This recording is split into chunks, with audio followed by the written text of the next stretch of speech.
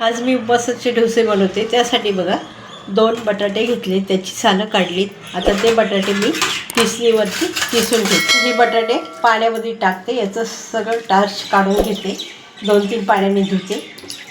असे मी बटाटे स्वच्छ धुवून घेतलेत. 1 वाटी मी भगर घेतली बघा. ती भगर ह्या वाटीत टाकते आणि धुवून घेते. तर मिक्सरचं भांडे घेतले मी, त्यात बघा ही भगर, धुतलेली भगर मी त्यात टाकते. बटाटा धुवून घेतला होता ना, किसलेला बटाटा, तो पण त्यात टाकते. 2 चमचे दही घालते. वाटी पाणी घेतले मी, त्यातलं अर्धा वाटी पाणी टाकते.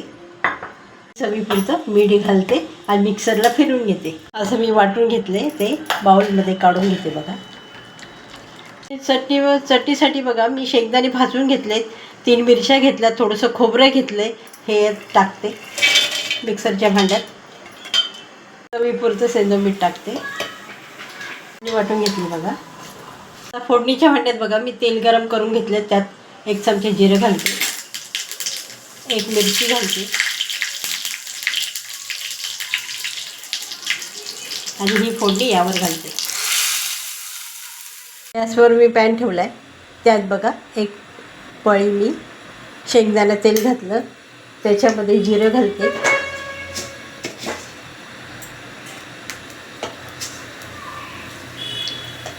त्याच्यामध्ये हिरव्या मिरच्या घातल्यात 3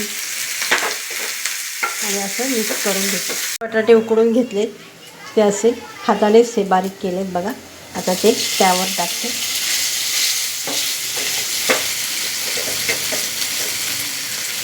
चवीपुरतं मीठ घालते आणि परतून घेते.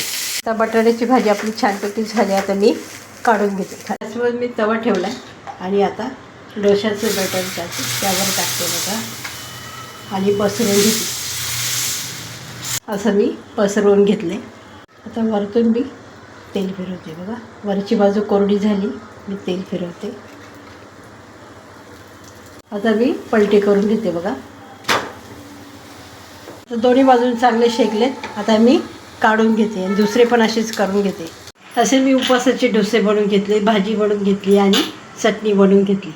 रेसिपी आवडली असेल तर लाईक करा, शेअर करा, सबस्क्राईब करा. धन्यवाद.